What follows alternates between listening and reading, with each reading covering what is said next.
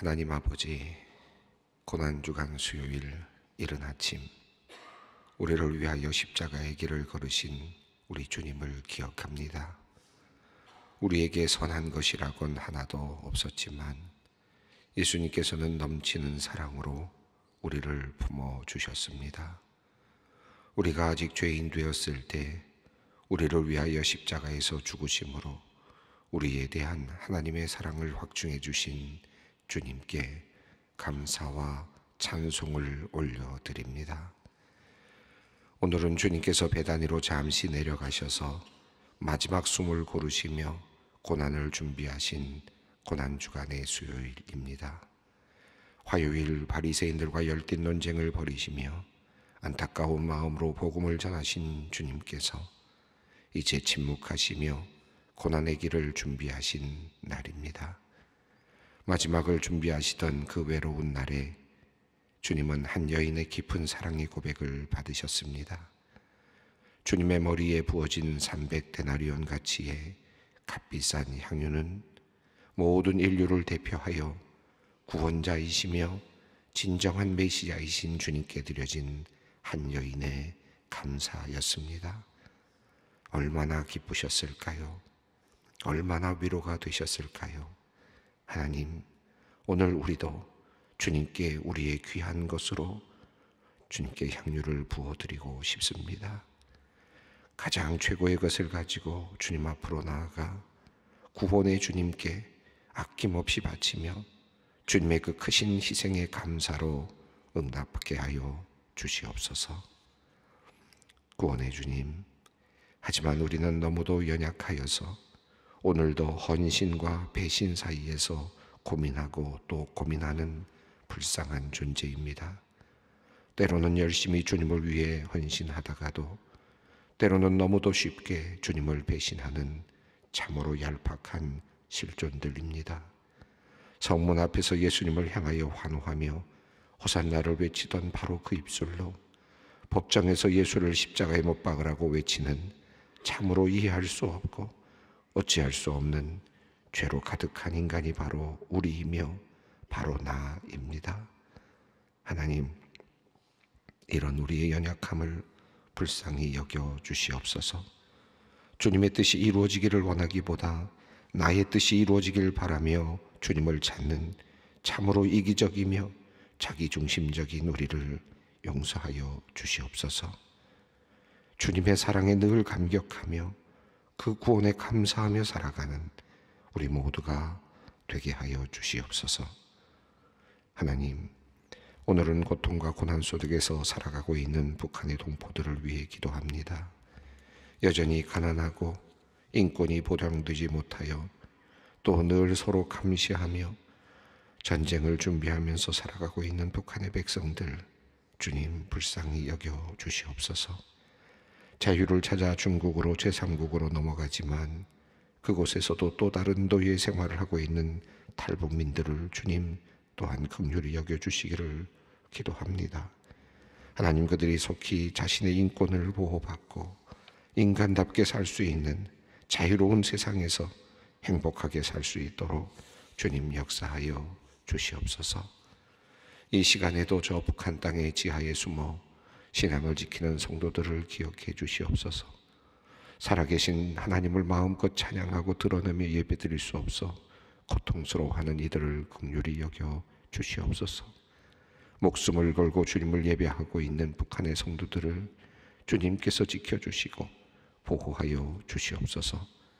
그들을 위하여 통일의 날이 속히 오기를 간절히 원하오니 그리하여 북한과 남한의 온 성도가 함께 살아계신 하나님을 바른 믿음으로 예배하는 날이 속히 오게 하여 주시옵소서. 온 세상을 다스리시는 주님, 오늘은 우리나라가 정하여 지키는 식목일입니다. 나무와 식물의 아름다움과 중요성을 생각하며 우리에게 이렇게 소중한 자연을 선물로 주신 하나님 앞으로 또 하나님께 깊이 감사하는 하루가 되게 하여 주시옵소서. 그러나 주님, 지금의 자연은 각종 산업화와 난개발로 인하여 심각하게 훼손되었고 파괴되었습니다. 망가진 우리의 자연 생태계는 이제 이상기후와 자연재해, 전염병 등 다양한 재앙으로 나타나고 있습니다. 살인적인 폭염과 가뭄, 산불과 홍수로 폭설과 한파가 우리의 생존을 위협하고 있습니다. 주님, 오늘 이 식목일이 우리가 생명의 아름다움을 묵상하는 뜻깊은 하루가 되게 하여 주시옵소서. 하나님의 창조 세계에 대하여 경외감을 느끼며 식물뿐 아니라 하나님께서 만드신 모든 피조 세계를 아름답게 보존해가는 우리 모두가 되게 하여 주시옵소서. 하나님, 어젯밤까지도 진압되지 않고 있었던 산불로 수많은 임야가 소실되었고 많은 사람들이 삶의 터전을 떠나 대피 중에 있습니다. 하나님, 오늘 하늘을 여시고 비를 내려주시니 참으로 감사합니다. 속히 이 땅의 모든 식물들이 해갈하게 하시고 타들어가는 불의 위험에서 벗어나게 하여 주시옵소서. 산불 진화를 위하여 수고하는 소방관들과 담당자들의 안전을 지켜주시고 모두가 한 마음으로 자연 환경을 잘 보존케 하여 주시옵소서. 하나님, 오늘도 연약한 몸으로 주님께 간구하는 모든 성도들의 기도를 들어주시옵소서. 이른 아침 병상에서 하루를 맞는 이들이 있습니다. 창문으로 바라보는 세상이 아득하게 보이는 이들, 그러나 소망을 가지고 주님께 기도하며 치료를 받고 있는 모든 소망의 환자들에게 주님 치유의 은총을 내려 주시옵소서. 첫 번 항암 치료를 받고 있는 장로님과 장로님의 몸과 마음을 지켜 주시옵소서. 항암 치료가 효과가 있게 하시고 투여되는 약물이 적합하게 하여 주시옵소서. 몸이 힘든 치료를 잘 견디게 하시고 부작용이 일어나지 않도록 주님 지켜 주시옵소서. 하나님의 손길이 늘 함께하여 주시기를 간절히 간구합니다. 이제 말씀 앞으로 나아갑니다. 오늘도 예수님께서 하신 진리의 말씀을 듣기 원합니다. 진리의 말씀을 들을 때 그 말씀 깨달을 수 있도록 성령 하나님께서 지혜를 더하여 주시옵소서. 그리고 그 깨달은 말씀을 믿음으로 붙잡고 오늘도 주님의 말씀대로 순종하는 우리 모두가 되게 하여 주시옵소서. 예수님의 이름으로 기도드리옵나이다. 아멘. 오늘 우리에게 주시는 하나님의 말씀은 요한복음 8장 42절로 47절 말씀입니다. 요한복음 8장 42절로 47절 말씀 함께 봉독하겠습니다. 예수께서 이르시되 하나님이 너희 아버지였으면 너희가 나를 사랑하였으리니 이는 내가 하나님께로부터 나왔음이라. 나는 스스로 온 것이 아니요 아버지께서 나를 보내신 것이니라. 어찌하여 내 말을 깨닫지 못하느냐? 이는 내 말을 들을 줄 알지 못함이로다. 너희는 너희 아비 마귀에서 났으니 너희 아비의 욕심대로 너희도 행하고자 하느니라. 그는 처음부터 살인한 자요 진리가 그 속에 없으므로 진리에 서지 못하고 거짓말을 할 때마다 제 것으로 말하나니 이는 그가 거짓말쟁이요 거짓의 아비가 되었음이라. 내가 진리를 말함으로 너희가 나를 믿지 아니하는도다. 너희 중에 누가 나를 죄로 책잡겠느냐? 내가 진리를 말하는데도 어찌하여 나를 믿지 아니하느냐? 하나님께 속한 자는 하나님의 말씀을 듣나니 너희가 듣지 아니함은 하나님께 속하지 아니하였음이로다. 아멘. 순환주간 수요일을 우리가 보내고 있습니다. 예수님께서 수요일에는 베다니로 내려가셔서 잠시 쉬시면서 특별히 그 시몬의 집에서 또 향유 옥합으로 깨트리는 그 귀한 여인의 그 감사를 받아 주셨습니다. 그리고 이제 침묵하시고 이제 목요일이 되면 이제 마지막으로 만찬을 하시게 되고 그리고 이제 십자가의 길로 나가시게 됩니다. 예수님의 인생을 쭉 살펴보면 이 마지막을 정리하실 그 단계에서 어떤 마음이었을까 생각을 해보게 됩니다. 예수님께서 이 땅에 오셔서 정말 하나님의 말씀을 전하시는데 정말 귀중한 소중한 말씀을 전하고 계시는데 그 말씀을 듣지 못하고 그 말씀을 깨닫지 못하고 있는 사람들을 생각할 때 얼마나 답답했을까. 하는 그런 생각을 해보게 됩니다. 여러분, 만약에 우리가 미래를 알고 있고 조금 후에 어떤 일이 일어난다는 것을 알고 있다고 한번 생각해 보십시오. 정말 내가 어떤 특별한 능력이 있어서라든지 어떤 특별한 어떤 상황 속에서 조금 후에 일어날 미래를 정확하게 알고 있다고 한번 생각해 보십시오. 여러분이 어떤 사람들에게 가서 그 미래에 대해서 이야기를 했는데 그 사람들이 전혀 듣지 않고 또 깨닫지도 않고 또 별로 관심도 갖지 않는다. 그러면 얼마나 답답하고 얼마나 화가 나겠습니까? 지금 예수님께서는 이 세상에 오셔서 하나님의 말씀을, 진리의 말씀을 증언하시는데 그 말씀을 제대로 지금 사람들이 듣지 못하고 있는 것을 안타깝게 여기고 계십니다. 오늘 본문이 바로 그 내용인데요. 오늘 본문은 42절에서 아버지라는 말로 시작이 돼서 계속해서 아버지라는 그런 하나의 중요한 주제가 계속해서 이어집니다. 아버지라는 표현이 나오고 또 아비라는 표현이 나오는데 하나님 아버지라는 표현이 나오고 또 너희 아비 마귀라는 표현이 나오고 있습니다. 왜 이 아버지라는 주제가 여기서 등장했느냐? 이 요한복음 8장 앞부분부터 쭉 정리를 해보면 이런 흐름 속에서 이런 이야기가 이제 전개된 것입니다. 8장 12절에서 예수님께서 나는 세상의 빛이다 라고 말씀하시면서 나를 따르는 자는 어둠에 다니지 아니하고 생명의 빛을 얻으리라 라고 이렇게 말씀을 하셨습니다.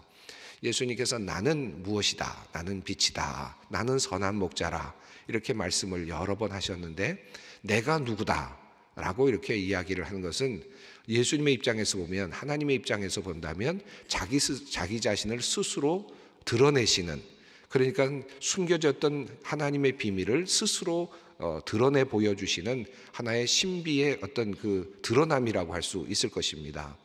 하나님의 입장에서 본다면 하나님께서 세상 사람들에게 숨겨져 있고 드러나지 못하였는데 그것이 이제 드러나는, 그런 의미에서 예수님께서는 스스로 자기 자신을 말씀하시면서 나는 세상의 빛이다 라고 그렇게 말씀을 하셨습니다. 자, 그런데 이렇게 스스로 이야기를 하는 하나님의 아들의 입장에서 이 땅에 오셔서 내가 누구다 라고 그렇게 이야기를 하는데, 그런데 그 이야기를 듣고 유대인들은 뭐라고 말했냐면, 바리새인들은 뭐라고 말하느냐면 논리적으로 이야기를 끌어갑니다. 네가 너 스스로 증언을 하니 네 말이 참되지 않다. 이 말이 무엇입니까?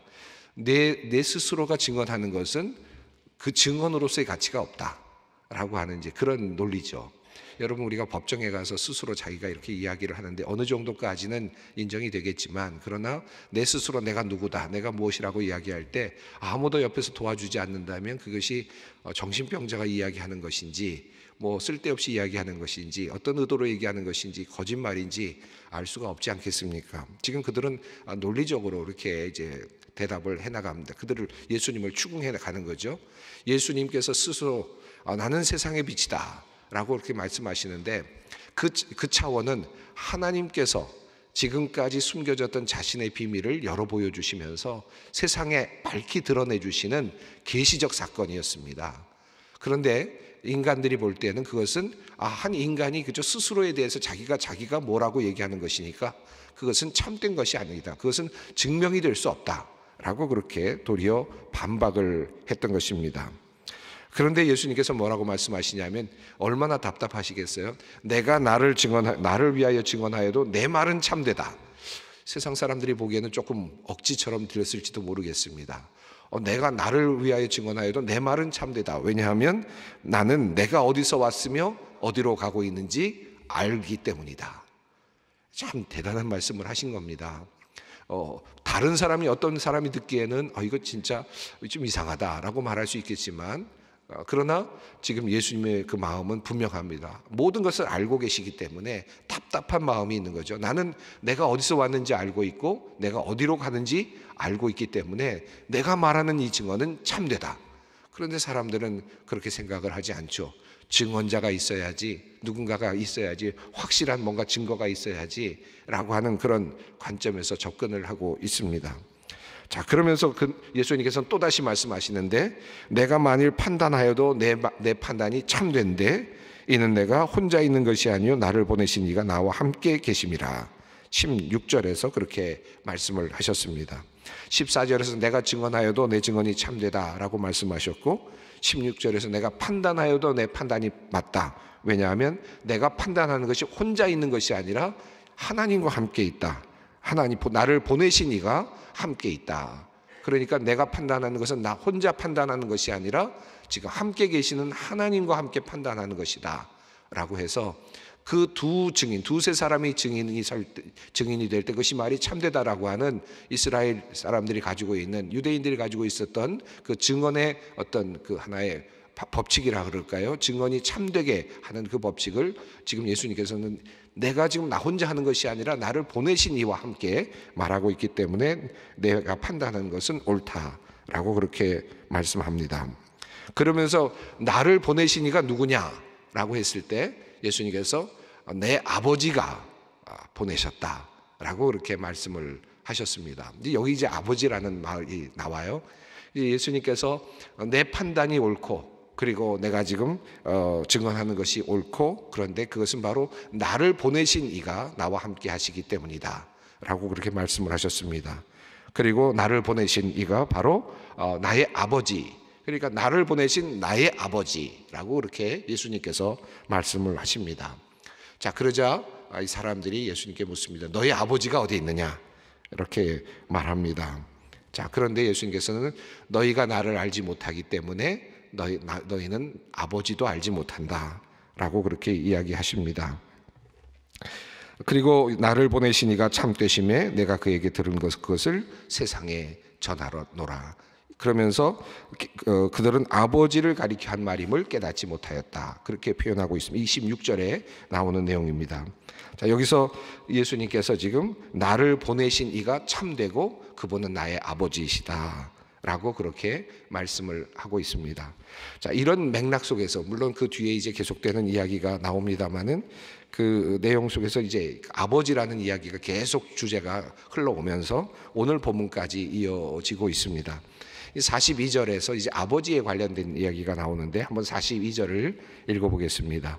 예수께서 이르시되 하나님이 너희 아버지였으면 너희가 나를 사랑하였으리니 이는 내가 하나님께로부터 왔음이라. 나는 스스로 온 것이 아니요 아버지께서 나를 보내신 것이니라.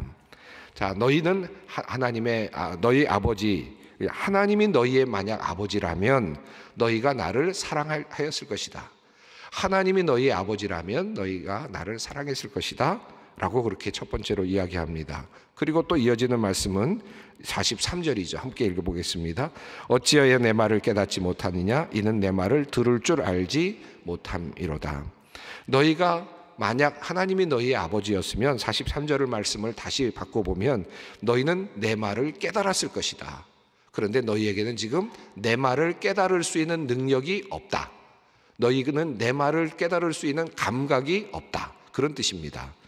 자, 그러니까 너희가 만약 하나님이 너희의 진짜 아버지라면 너희는 나의 말을 들었을 것이고 그 말이 무엇인지를 알았을 것이고 그리고 나를 사랑했을 것이다. 이것입니다. 자, 그런데 너희에게는 지금 그 말을 깨달을 수 있는 능력이 없다. 그 말씀을 깨달을 수 있는 감각이 열려져 있지 않다.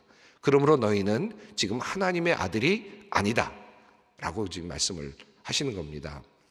자, 그러면서 예수님께서는 이제 아버지에 대한 이미지를 바꿔 가시는데요. 44절을 읽어보겠습니다. 너희는 너희 아비 마귀에게서 났으니 너희 아비의 욕심대로 너희도 행하고자 하느니라. 그는 처음부터 살인한 자요 진리가 그 속에 없으므로 진리에 서지 못하고 거짓을 말할 때마다 제 것으로 말하나니 이는 그가 거짓말쟁이요 거짓의 아비가 되었음이라. 너희의 아버지는 누구냐? 사실은 너희 아버지는 마귀다 라고 이렇게 말씀을 합니다. 그리고 너희 아비, 다시 말하면 마귀의 욕심대로 너희도 지금 행하고 있다. 너희는 지금 너희가 하나님을 아버지라고 생각하고 있지만 실제로 너희는 하나님의 아버지가 아니다. 왜냐하면 너희는 나의 말을 듣지 못하고 있고 나의 말이 무엇인지 알지 못하고 있고 너희는 나를 사랑하지 못하고 있다. 너희는 지금 마귀의 자녀이다. 너희 아버지는 마귀다 라고 그렇게 이야기합니다.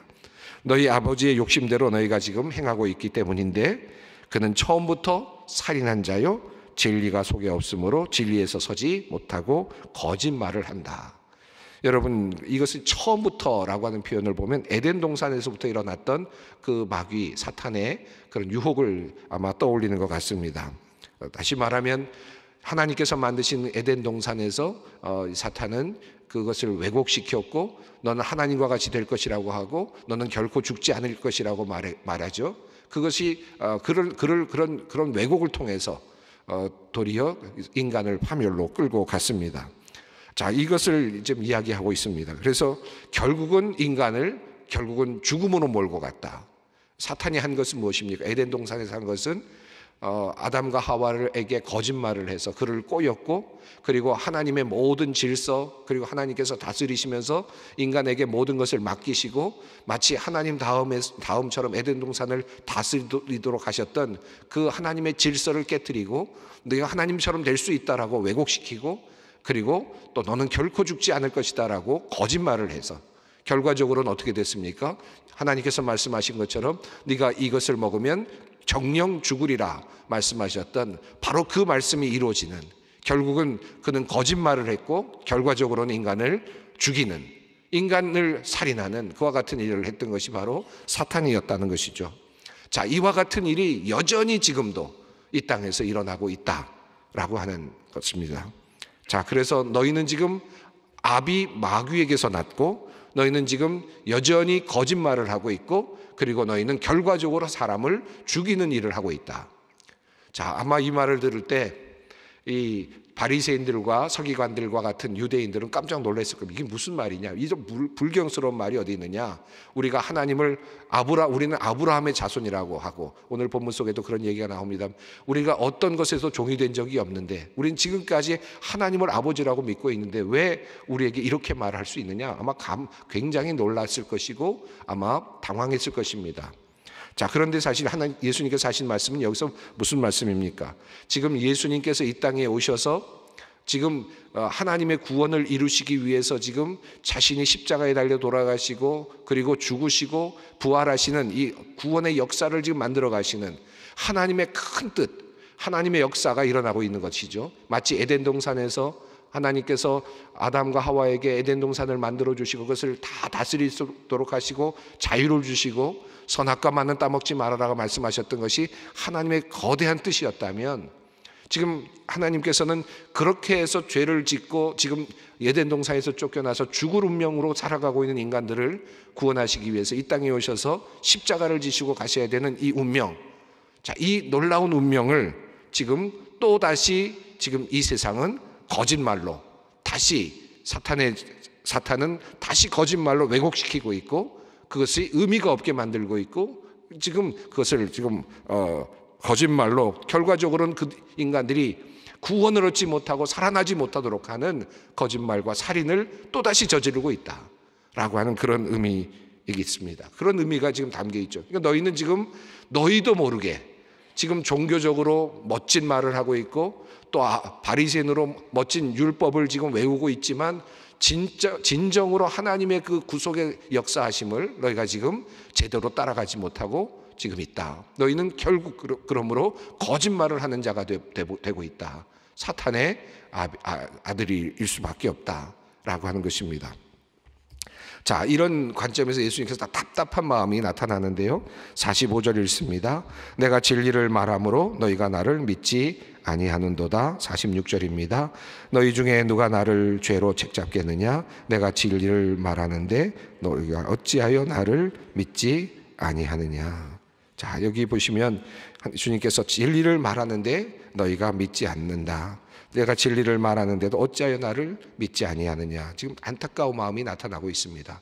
자, 왜 예수님 사람들이 이 진리를 말하는데도 믿지 않습니까? 그들 마음속에는 이미 거짓말이 자리 잡고 있기 때문입니다. 그들의 마음속에는 다른 생각이 자리 잡고 있기 때문이죠. 그렇기 때문에 지금 그 진리가, 예수님의 진리가 지금 들어가지 않습니다. 37절 앞부분에 보면 그런 말씀이 있는데, 그러나 내 말이 너희 안에 있을 곳이 없으므로 나를 죽이려 하는도다 라는 말씀이 있습니다.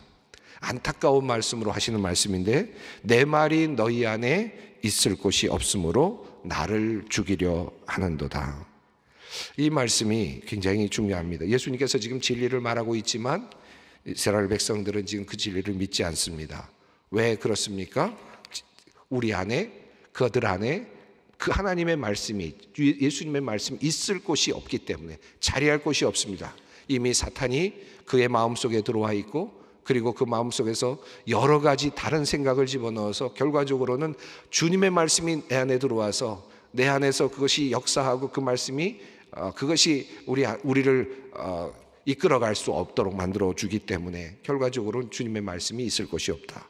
그렇기 때문에 너희가 나를 지금 죽이는도다 라고 그렇게 말씀하고 있습니다. 자, 그러면서 47절 말씀을 읽습니다. 하나님께 속한 자는 하나님의 말씀을 듣나니 너희가 듣지 아니함은 하나님께 속하지 아니하였음이로다. 주님의 말씀을 듣지 않는 자, 지금 주님께서 애타게 이 구원의 역사를 말씀하고 계시는데, 그런데 너희가 듣지 아니한 것은 너희가 하나님께 속하지 않았다. 이 말씀은 처음부터 42절부터 47절까지 너희는 하나님으로부터 나지 않았다 라고 하는 강한 그런 책망의 말씀입니다. 그런데 그 너희가 하나님으로부터 나지 않았다는 책망의 말씀의 그 근거는 너희가 나의 말을 듣지 않기 때문이다. 내 말을 청종하지 않기 때문이다. 내 말을 진실로 받아들이지 않기 때문이다 라고 하는 말씀입니다. 저는 이 말씀 오늘 읽으면서 이런 마음으로 여러분 함께 기도했으면 좋겠다는 생각을 했습니다. 내 말이 너희 안에 있을 곳이 없으므로 나를 죽이려 하는도다 라고 하는 이 말씀으로 우리가 한번 마음을 가다듬고 나를 돌아보았으면 좋겠다는 생각이 듭니다.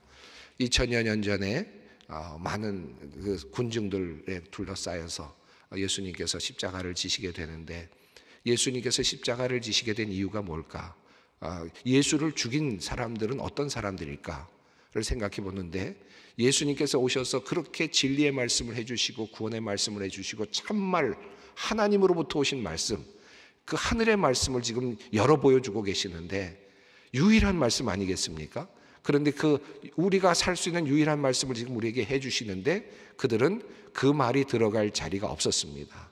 그렇기 때문에 예수님을 죽였다라고 하는 이 말씀. 누가 예수님을 죽였습니까?